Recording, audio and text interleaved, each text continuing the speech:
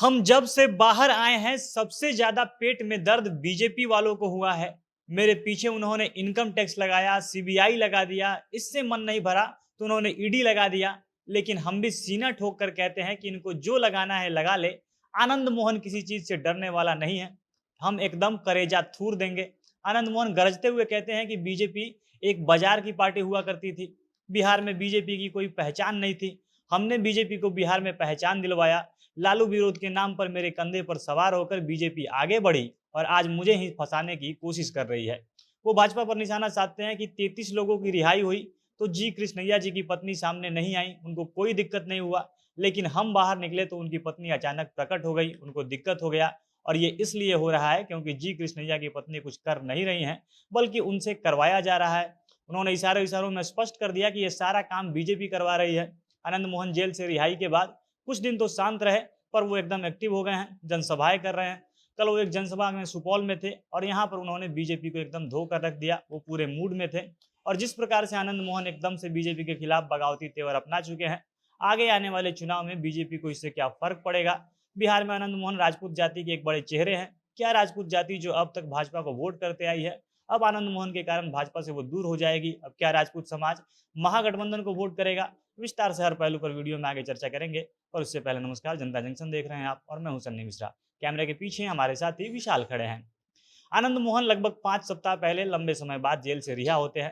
15 साल जेल में काटने के बाद उनको अप्रैल के अंत में रिहाई दे दी जाती है। और शुरू के कुछ दिन शांत रहने के बाद अब आनंद मोहन अपने पुराने फॉर्म में लौट आए हैं। आनंद मोहन के अंदर जो एकदम तेज तरार नेता है वो जाग उठा है। अब वो लोगों के बीच जाने लगे हैं, जनसभाएं करने लगे हैं। आगे 2024 में लोकसभा का चुनाव आ रहा है, फिर इसके एक साल बाद बिहार विधानसभा का चुनाव है। और इन दोनों चुनाव के लिए आनंद मोहन की भूमिका महत्वपूर्ण मानी जा रही है। महागठबंधन के लिए आनंद मोहन एक बड़े फैक्टर साबित हो सकते हैं, क्योंकि इनके पीछे राजपूत जाति का एक बड़ा वोट बैंक है।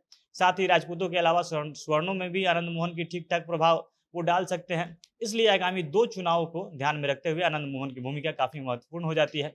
और यही सब देखकर महागठबंधन आनंद मोहन की रिहाई के लिए तमाम प्रयास कर रही थी।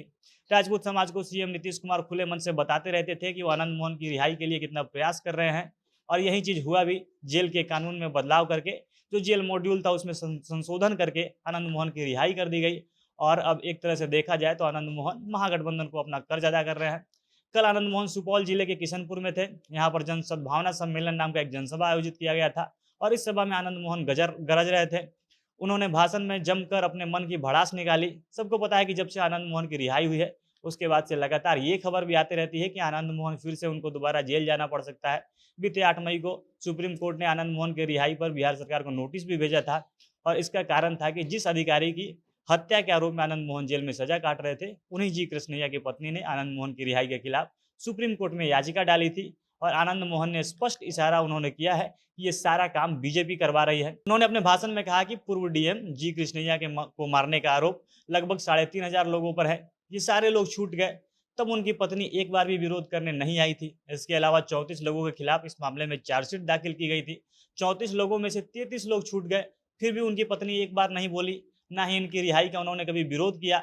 लेकिन इकलौती मेरी जब रिहाई हुई तो उनकी पत्नी विरोध करने आ गई, वो अचानक से प्रकट हो गई।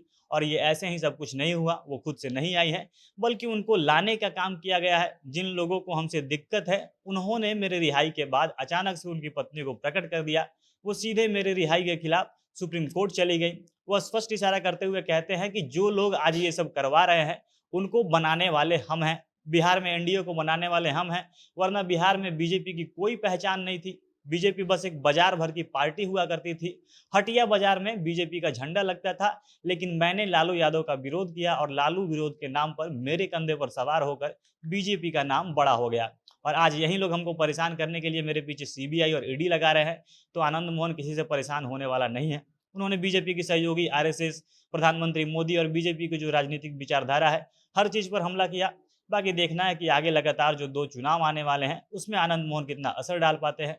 क्या राजपूत समाज आनंद मोहन के पीछे खड़ा होता है, आनंद मोहन के साथ जाकर वो भाजपा के खिलाफ वोट करता है? बाकी आप लोग इस पर क्या राय रखते हैं, कमेंट बॉक्स में अपनी राय बता सकते हैं। जनता जंक्शन देख रहे थे आप, बहुत बहुत धन्यवाद।